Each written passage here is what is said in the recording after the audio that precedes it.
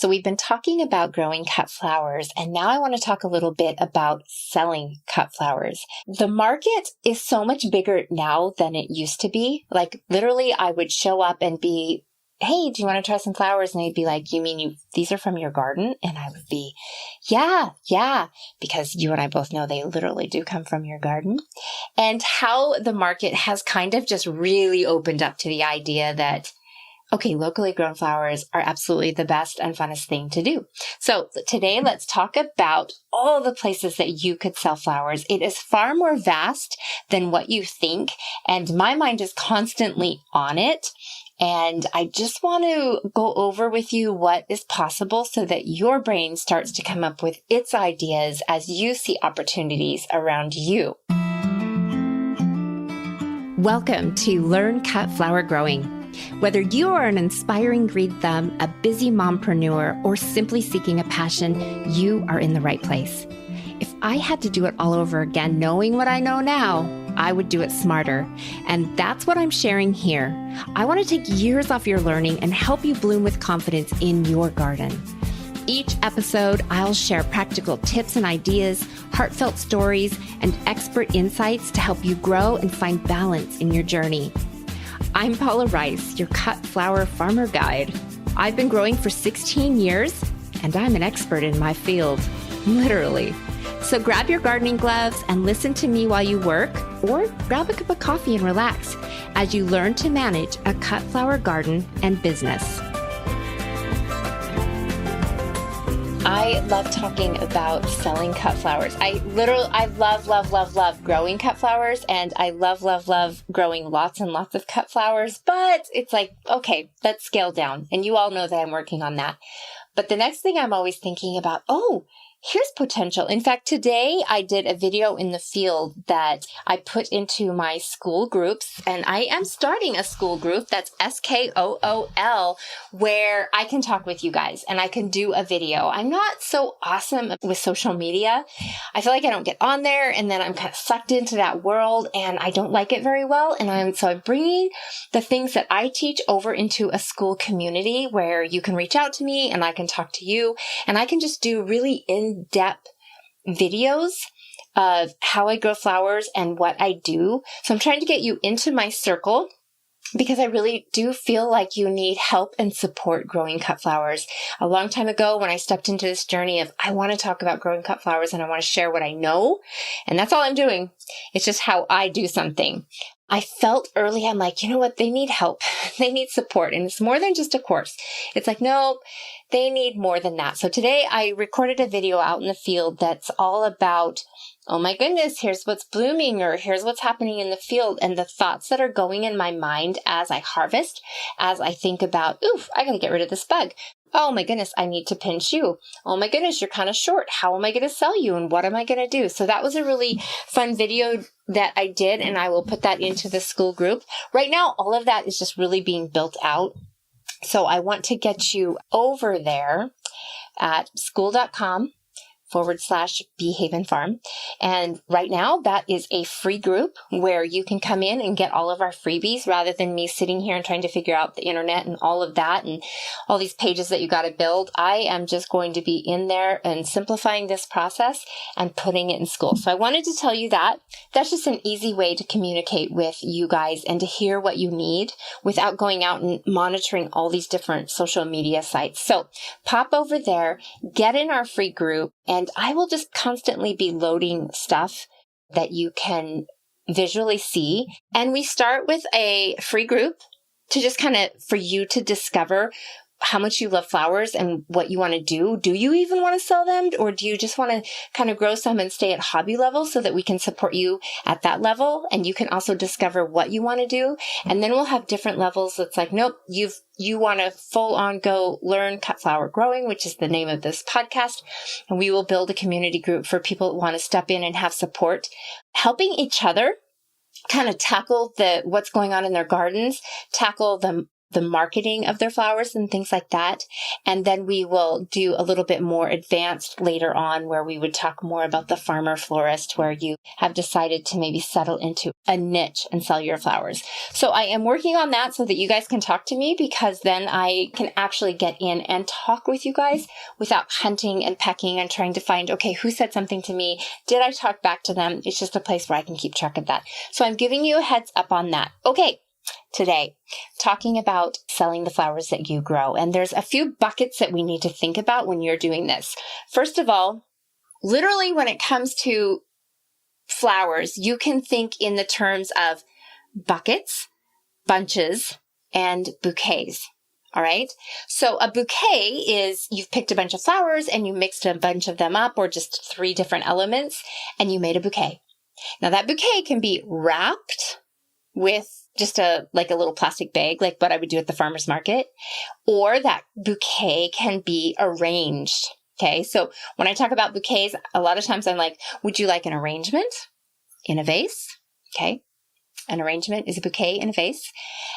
Or would you like just a wrapped bundle of flowers, a wrapped bouquet, where we just put straight stems together, we wrap it up with paper, and then I always put a nice plastic bag on the bottom, and then you can take it home so that it's in water, but then when you get home, you're going to turn around and tear it apart and make your own bouquet. Okay. Then we have bunches. And bunches are basically bundles, straight bunches. This would be one type of flower. That, here's a 10-stem bunch of peonies. Here's a 10-stem bunch of sunflowers.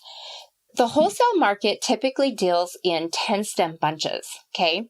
So when I'm selling to a wholesaler or a florist, I need to make them very aware of how many stems are in that, because if they order some flowers from you and you're like, you only put 5 stems in, well, that florist or that wholesaler selling to the florist, they have a recipe, kind of like a floral ingredient recipe going. And so they are counting out, okay, I'm doing this massive wedding and I'm putting so many sunflowers inside of each arrangement. So they've done calculations. So they really are counting on you to have the number of stems in your bunch to be standardized, kind of like how everybody standardizes flowers. You kind of will need to fit into that mold. There is some caveats. Some of the straight bunches are sold by weight. And I have things here that are just really, really bushy. And then I might just sell it by weight. I've seen eucalyptus sold like that, but I've also seen it sold like 10 stems. And that's just because the 10 stems versus the weight is the stems are very similar to each other. They have kind of graded it out. And so the bunch is pretty standard. They're all pretty much the same. Now, when we as farmers, we can kind of set our own rules somewhat. So if I'm coming to a florist or a wholesaler with a bunch of flowers, I might tell them it's a grower's bunch. And I think we've talked about this before, where there's going to be some variance. It's not like I took all my flowers and I laid them out and I just picked through and took all of the grade A stems and sold them straight to the wholesaler or straight to the florist. Okay. I took the stems and I kind of mumbled them together and just kind of created a really nice bunch. And when I do a grower's bunch, a lot of times I will create something that has more stems in it, or it's just really bushy and the stems are different. And florists really dig that. And as a florist, I really dig that, because I'm like, okay, I'm totally tearing this apart and going to build out something that I really want. Just be aware of that. Okay. I did buy one summer, I was buying flowers. I didn't have enough flowers, and I was buying flowers from another grower who was just starting out. And the bunches that she sold me were just not adequate. That didn't work. She completely needed to be educated on how to create a standardized type of bunch when we're dealing with florists. So she gave me 10 stems, but they were across the board. Like, here's a grade A and here's like a C or a D. I mean, it was really pathetic. You cannot consider every stem to be the same. But the caveat here that you can do is you can make a bunch. Let's say I just have all types. I have A's, B's, C's, D's, and F's. And I know that I'm going to the florist. So I'm going to add on extra stems and kind of get it to the bulk that she needs so that she can fill that recipe order. Okay. So I was at a conference once, and a lot of times when we go to grow something, it comes in, it kind of, heats up and starts to bloom. And then we have this, critical, massive bloom window where it's like, okay, go, go, go. Everything's amazing. This is awesome. And then it starts to piddle away. And as it starts to piddle away, you might need to add in extra stems to make up for that difference. You could also kind of change your price if you needed to do that because they weren't all the same. But overall, I would prefer to keep my price and just add extra stems so that they had the quantity in that bunch that they are used to. Okay. So that's a straight bunch. That's what you need to know. We have bouquets, bunches, and then buckets. Buckets are just, you can do buckets several ways. You can just set a price for a bucket and put so many stems in it, but then it could be a bucket of foliages. It could be a bucket of one thing. And if you know your stem price, then you can give the price of the bucket. But like I might do a foliage bucket for $55 and then just make sure I get a good amount in there, $55 or $45. Let's say I sold a bunch for a straight bunch for $15 each straight bunch. And there would be three or four bunches that could fit in a bucket. And I could just go the 15 times 4, $60, or the 15 times 3, $45, and call the bucket that. So what's interesting is you're actually going to take your straight bunches, and for your buckets, you kind of are going to think in your head, okay, there's actually 5 straight bunches in there or 6 straight bunches in there, and set your prices. Or you could just put a bunch of stems in there, count your stems and say, well, you know, I want about $2 a stem or $1.50 a stem or whatever it is. You can do what you want. But basically we have buckets, bunches, and bouquets. Those are our big buckets categories that we have. All right, so let's move into, once we've got that, and then we've got the do-it-yourself people and the done-for-you services, and we're going to talk about that a little bit more at the end, because first I want to bring up the idea of selling your flowers through subscriptions, where people will receive your flowers on a weekly, bi-weekly, monthly basis, okay? And I really like that model because, number one, in the beginning of the season, it interjects a lot of cash for you and not a lot of needed cash for you as you start your season. So Mother's Day, kicking that off on Mother's Day is just a really, really good way to do that. So we've got the weekly, bi-weekly, and monthly, and then you can sell your flowers weekly, bi-weekly, or monthly as buckets, bunches, or bouquets. You can set it up any way you want. I would highly encourage you simplify it as much as possible. I tend to do everything, and then I build a team to do everything, and I just need to knock that off. I need to stop that. I need to simplify and say, this is the one thing that I offer, and just stay in my lane to do that. But we're going to go a little deeper with subscriptions, because then you might have personal subscriptions, like the Mother's Day bouquet. Like, I'm buying my mom flowers to be delivered to her home all summer long for as long as your season is. And it's really easy to calculate that. You're going to set the price. You'll definitely want to add delivery in there, or at least consider that. Or is this a pickup? And that maybe you would have to set up kind of an automated email system so that you could remind people that their bouquets are ready. You could do a business subscription in town, hit the dentist's office, the professional services. Maybe they would want flowers delivered on a weekly basis. That would be kind of a little bit better because maybe they would be more weekly and you could flush out your flowers on a weekly basis. Then you could consider hotels. If you're in a big city, that would be a great thing. Like, you're just going to drop an arrangement off. If they have a florist on staff or someone who enjoys playing with flowers on staff, they could say, hey, I'll take a bucket every week.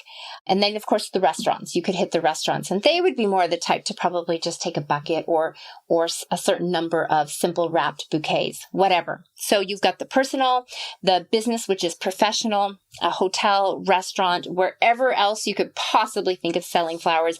And what's great about that model is it is recurring revenue. Okay. I love that. So then we're going to pop down to the farm stand. I love the farm stand. I'm talking a lot more about the farm stand and how I'm setting mine up.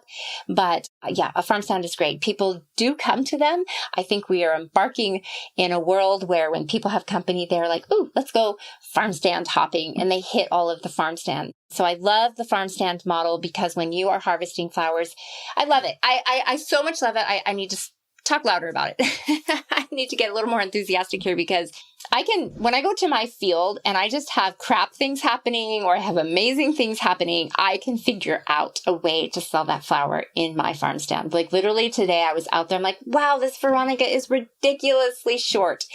What am I going to do? Okay. And I know people will walk in and buy sweet little bundles of Veronica, especially if I went ahead and created a sweet bud vase or a little arrangement to kind of give them the inspiration on how they could use it. Okay. So the farm stand is great. And the farmer's market is a lot like a farm stand because I did the same thing. It's like whatever was happening in the field, whatever was blooming in the field, I harvested it. And then my little brain worked on the idea of, okay, what are the marketing strategies? What are the sales strategies? What are the words that I need to say to help sell this flower? Even though it isn't 3 feet tall and doing all of that magic, it is maybe 6 inches tall. People will buy that. It's just a marketing angle at that because here's the thing. It's not garbage. It's really fresh and it has a lot to give the world. It's going to bring a lot of joy into people's lives. And believe it or not, most people don't need tall, amazing flowers. They just want something beautiful on their table or in stand. So as long as it's fresh and it's going to provide a beautiful vase life for them and an experience for them, you're golden. You can sell that flower. And that's why I love the farm stand. I love the farmers markets for that. I love your little pop-ups. Pop-ups is the next thing I'm talking about here, is that you could do a weekly pop-up. You could do a pop-up every 2 weeks, things like that. You could negotiate and talk with a business like, hey, can I just come down here and on a weekly basis pop over here? And then in another business, you could pop over there or talk to your city ordinance and say, can I set up in town on Saturday mornings and do something? Or just flat out put a pop-up at the end of your road on a certain day. Okay, what comes down to is you just need to be consistent and regular. Okay, if something goes wrong in your life, your pop-up goes up and one of your kids is doing the pop-up or a friend is doing the pop-up. Try to be that faithful in this stage of growing your business so that people can count on you. They're not going to come out of their way and you're not there. Okay. Super important. So the pop-up is another great one. Wholesale. Let's talk a little bit about wholesale. I feel like when I started selling cut flowers and I went to conferences, that was always a really big conversation. Like, what exactly is wholesale? And for me, wholesale was the lowest of the lowest selling your flowers price-wise is me selling to a wholesaler, because a wholesaler is going to sell to florists. Okay. And so I'm getting a pretty low price for something like that. Like I might get 80 cents for a peony because the wholesaler has to turn around and mark it up and make a profit. And then the florist who is, has to turn around and mark it up and make a profit. So here's the thing. I can go wholesale to a wholesaler and get 80 cents a peony. Maybe it's more than that now. I know years ago they were negotiating for 60 cents a peony. Yeah, then I think we moved it up to 80. But now, I think the last time I checked, they were like, they needed them so bad and a florist needed them so bad. They were like, yeah, I can give you $10 a stem for your peony. The grocery store, Paula Rice, selling flowers to the grocery store was also wholesale. Okay, it wasn't as low of a price as me going to a wholesaler because I preferred selling my peonies to the grocery store because I could make a range of bouquets out of them and get closer to $1.50 a stem. Because then they would turn around and mark it up. And because I had negotiated a margin with them, we could sell it for $20 and I would get $15. So I got a better price running my peonies through the grocery store, even though that was still wholesale. And then me selling to a florist is also at a wholesale price. Okay. Now I've heard crazy stories where, I shouldn't say crazy stories, but I've heard crazy stories where people will take their dahlias into a florist and they want $3 a stem for their dahlia. And it's like, oh my goodness, like that. No, that's not really how that works.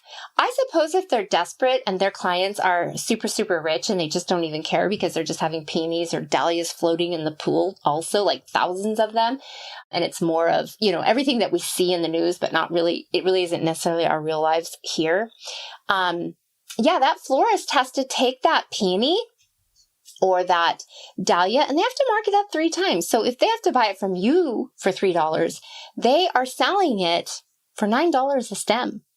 And you're not going to crash a lot of peonies into that through that system. And they're not going to buy a lot from you because they're dealing with margins and all of that too. So just be aware of that. But I can get a far better price selling my dahlias wholesale to a florist than I can to a wholesaler. And that's just because the wholesaler is selling to their customers are kind of another avenue of your wholesale customer. So that's really kind of the bottom of the low. But if you have a cash crop coming in, I've never mind selling flowers to the wholesaler.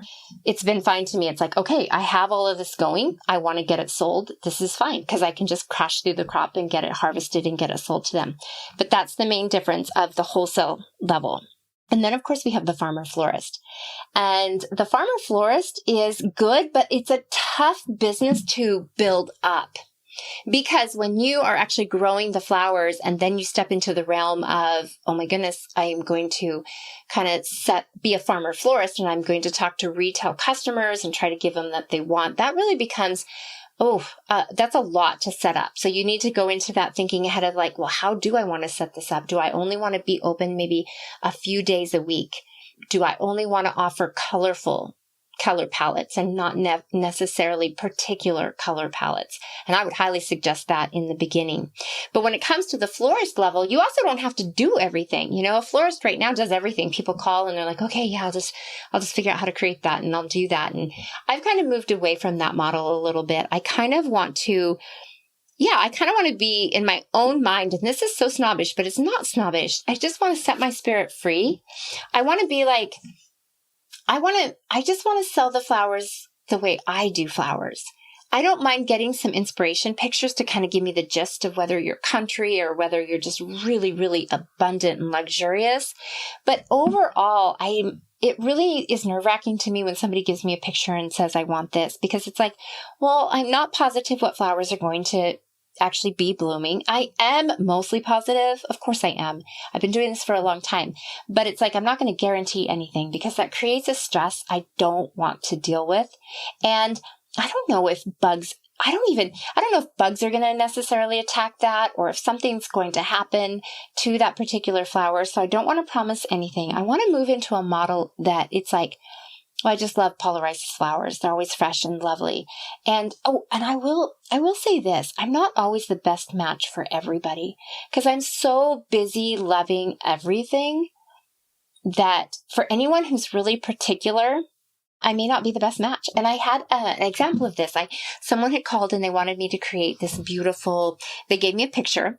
It was a swag type thing to go on the wall and it was all dried.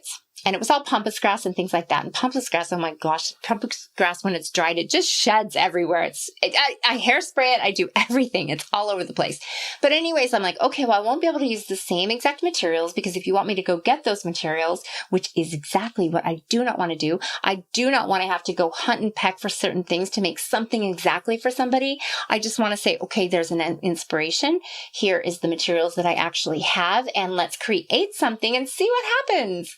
I love that idea. And so she was game on to do that, but she was very particular. Like literally she looked at two grasses and to my eyes, I'm like, these are the same color, everything. And she's like, I'll take this one, but not that one. I was like, oh boy, here we go. But she did like things. Like I had some dried flowers sitting out in front, some wheats and some grasses, and she did like things. And I took note of that. And I thought, okay, I'm just going to build this thing with the things that she likes. And it should be what she wants, or, within the realm of, on the scale of acceptable to unacceptable. And so it did turn out beautiful and she did like it and it did work. But I just wanted to, I kind of deviated there because people are particular and I kind of stressed out the whole time. Like, man, Paula, don't stress out. This is beautiful material. This is the stuff that she said she loved, and it's just going to take on its own little being. It's going to be its own little creation. And that's where I want to be with all of the design that I do in my farmer florist world. I want to be the Gucci or, the Louis Vuitton. You guys, I don't even know if I'm saying that right. But it's like when you come here, it's like you get a Paula Rice, you get a Bee Haven version of what is beautiful. And that's where I want to go. that's, I did have, oh gosh, speaking of subscriptions, you guys, this is kind of a crazy story. I'm sorry. It was subscription season. We had sold subscriptions, and here my peonies were very late this year. This year is very, very late. And so peonies were not going yet, and the ranunculus had not started yet. But we had started the subscriptions, the tulips, and the deer ate my late tulips. So I'm like, crap, what am I going to do? I'm like, well, Lily of the Valley's going, and Lily of the Valley, I have a ton of it. It's gorgeous. It's a high dollar flower in the wholesale world. Oh my goodness. But I'm like, no, don't overthink this. Lily of the Valley is beautiful. Like when Lily of the Valley is on in season, it is in my house everywhere. I love it. So I told the team, I said, okay, I know the town that I live in, and I know that nobody knows what I know about Lily of the Valley, even though the princess uses it as her bridal bouquet, for Pete's sake. And that probably cost her a bloody fortune. So I said, no, we're going to do the Lily of the Valley because people know, we're seasonal, and this is what's in season. I've never done Lily of the Valley before. Here I am. It's obvious, you guys, I have problems with this because I am sitting here and just going on and making excuses about Lily of the Valley, and we all know it's lovely and valuable, but it's short. Okay. It's short. And so what I did, I was like, hey, let's just go out there and let's just pick like 50 to 75 stems. Just like we're going to make a gorgeous little bouquet out of this Lily of the Valley. We're not just going to give them 10 or 20 stems because that really would be ridiculous. So we created these big, beautiful bouquets. And sure enough, we did get calls. Like, is that the delivery?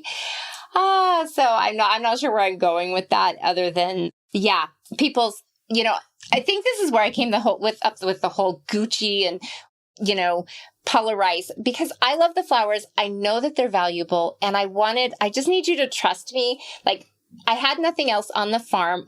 I don't even know why. I want to say, like, yes, I gave you a Lily of the Valley, and it is gorgeous. Yes, it's short. Like, it's short. You're going to have this big, beautiful, tiny bouquet. Anyways, I learned a lot there as far as, yeah, I live in a small town, and people just aren't aware of that. To them, abundance isn't necessarily the thing, bigger is better type of thing. So anyways, I don't have a solution to that other than the fact that I pre-wondered whether people were going to be happy with that choice or not. And we got 3 calls of people that weren't. So I'm just going to assume that other people didn't really dig that. So anyways, the next subscription, we sent out big, gorgeous bouquets of peonies, and I learned that experience.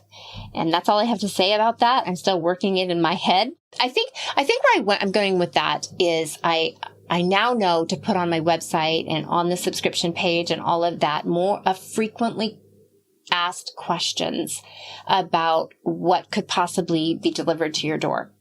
And I needed to go through that Lily of the Valley experience just so that I would know that would be a thing, that would be a problem for me in my area, for some people, not everybody. If I knew that was going to be a problem, then I could give everyone in my marketing, I could just really talk about the extremes of what could be delivered to your house. And obviously for me now, the extreme would be, you might get Lily of the Valley if we have a funky season where that is the thing that is abundant and available.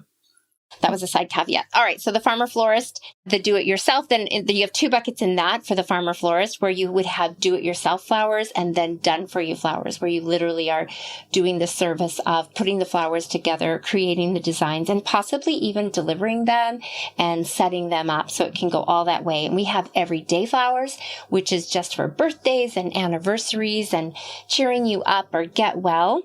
And then we have sympathy flowers. That's a whole nother avenue where possibly you might be a person that just wants to offer sympathy flowers for funeral services or celebration of life type events in people's lives. And I love that. I love that idea. I want to say that this year we had a few. It's always so sad to me when people lose people, because I'm like, that's a lot, you guys. That's a lot. So I really try to channel my energy and my flowers into the sentiment that we want to have in such moments as that, because they just need to be beautiful. They just need to really show up and be beautiful. And I think it's just an outward expression of how much people really loved and cared for that person.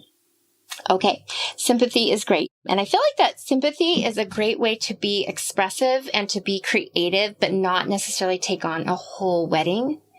And then, of course, there is some continuity in that because, in the circle of life, people are always passing. And so that, I don't know, that always interests me, the sympathy department. I know my mom's funeral, my daughter had made it just so crazy beautiful, and I've never forgotten that. Okay, weddings are great. Whether you're doing a full service wedding or you're just doing a la carte with some do-it-yourself and some design work, whether you are delivering that or people just have to come and pick it up. Okay, you're going to set it up as complex or as simple as you want, knowing that if you're offering more services, of course, you are charging more money. Do not make this mistake. We all do this because we just I just want to try it. I just want to see how this feels. I want to see if I can make money. But do not. When it comes to the level of service, there comes a point where you are growing the flowers and you are putting the flowers together. But then there's a huge department over here of the service to actually place the flowers and get all of that done. So make sure that you are charging for the service, because the service of the delivery and all of that is a lot of money. That takes a lot of money, to be honest. People just know that it doesn't have a whole lot to do with the flowers. It has more to do with the service. And then small events, I like that because lots of people are just having a dinner party and they're just doing something simple for their table. Those are highly creative moments. I like it. Sometimes people will just kind of drop off some vases and I will fill them up and they'll have a little bit of a color idea, or whether they like it weedy or something like that. And we just put something together. So that's super fun. Oh, that is a lot. And then, of course, you guys, finally, the whole time you're going through the season, don't forget the off season where you could be using dried flowers. So you will be harvesting flowers and you may not be able to sell them all, but you're drying your flowers, because come fall and come winter is when you can put your dried flowers together. And oddly enough for me, the time that I sell dried flowers is like May. So if you can make them all winter and somewhere around March or something, that's kind of when they start selling for me, which is interesting. So there's lots of places to sell flowers. This is not all of the places. So this is just enough to kind of get your wheels rolling that, maybe you're just starting with a cut flower garden this year and you've tried some of the cut and come again cosmos. Okay. You're just doing cosmos. Well, cosmos is so crazy beautiful. And to believe, it looks a lot like anemones. Like when I do not have anemones blooming, I will substitute with cosmos. And if you look through the seed catalogs, cosmos is blowing up with all of the funky different things that they are breeding. So do not underestimate simply selling beautiful cosmos. And maybe you have children or something like that, and they want to sell some flowers at the end of their driveway. Start with a simple cut and come again garden and just begin to put flowers in your house. Begin to be the person that brings flowers to the party. And you will naturally grow. And then, because you've done something, something's going to happen. Some door is going to open and you just don't know where it will go. But there's lots of choices, more than that, I am even sure. And that concludes for today. I just wanted to get this in on this podcast during this time as we kind of walk the path to growing and selling our cut flowers and arranging them and know what is possible. You guys have a great week, and I will be back here talking about the next big thing that happens in my mind, because actually, it has to be, I think my next podcast has to be all the miscellaneous details that just happened in my life this spring. There was a lot there. This is the thing. You get out there, you start doing something, and something will happen because even you're on the route or you're talking to somebody and light bulb moments happen. So I had a lot of those this spring, and I will talk with you about them next time. All right. This podcast has a PDF that goes with it so that you can always be thinking about the markets where you might want to sell your flowers and further brainstorm other ideas. So download it and all of my awesome little freebies that I give to everybody in these podcasts at www.school, SKOOL, behaven-flower- farm. And that will get you to my page where you can see that we have a community and you can ask me questions. You can go to the classroom and get all of the information that I talk about here.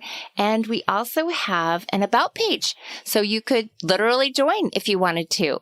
So check that out where you can get all of my free information to help you be more successful growing cut flowers. You guys, thank you so much for following along on my flower journey as I scale back and fine-tune the floral business that I want to have coming into the future. Be sure to click the follow button here so that you can get updates, share us with your friends, and help us get more of a reach. And above all, go to skool.com, SKOOL.com, behaven-flower-farm, and check out how everything that I'm doing there, how you can communicate with me and get all of our free stuff.